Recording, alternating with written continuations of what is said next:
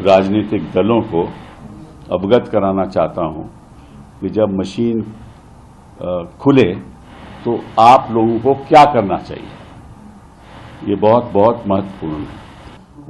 उसमें कोई अंतर होगा, मतलब टाइम अलग दिखाएगा कि इसका मतलब कहीं और भी खुल चुके हैं।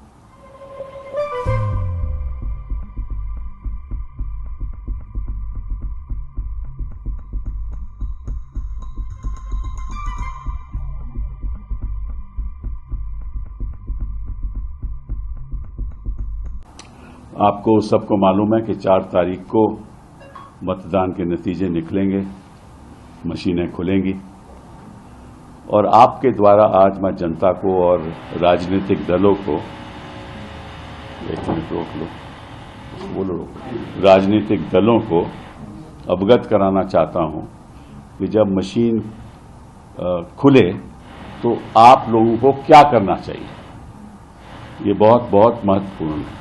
तो मैंने एक चार्ट बनाया आपके लिए,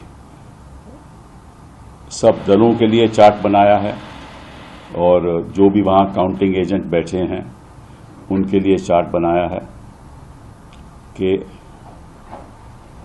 आपको क्या सुरक्षा करनी चाहिए काउंटिंग के वक्त।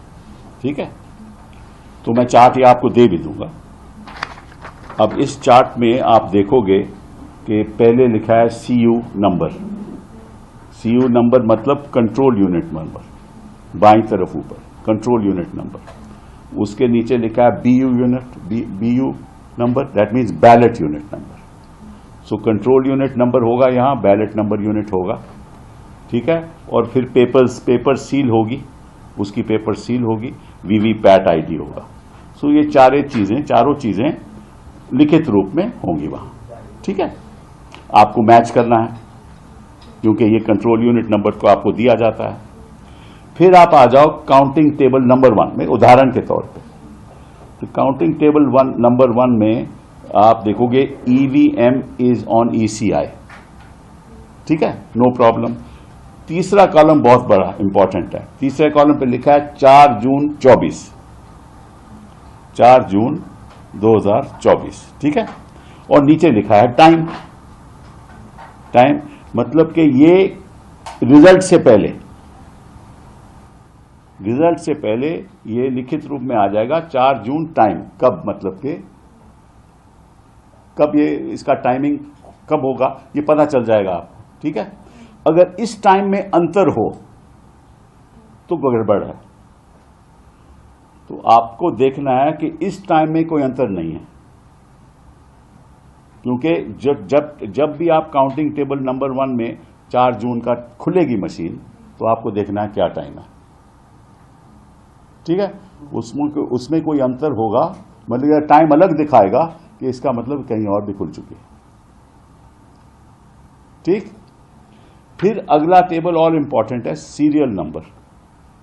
वो सीरियल नंबर भी यहां लिखित रूप में आ जाएगा ऑफ कंट्रोल यूनिट। तो सीरियल नंबर मैच हो जाएगा, कोई दिक्कत की बात नहीं है। कैंडिडेट आ जाएंगे, टोटल पोल वोट्स आ जाएगी। ठीक है ना, टोटल पोल वोट्स जब आ जाएगी तो ध्यान से इसको देखना, ताकि जब काउंटिंग में वोट ज्यादा हो तो गड़बड़ी। फिर आ जाओ आप, अब जब ये ऊपर की बातें सब हो जाएं तभी आप रिजल्ट बटन दबाने की अनुमति देना।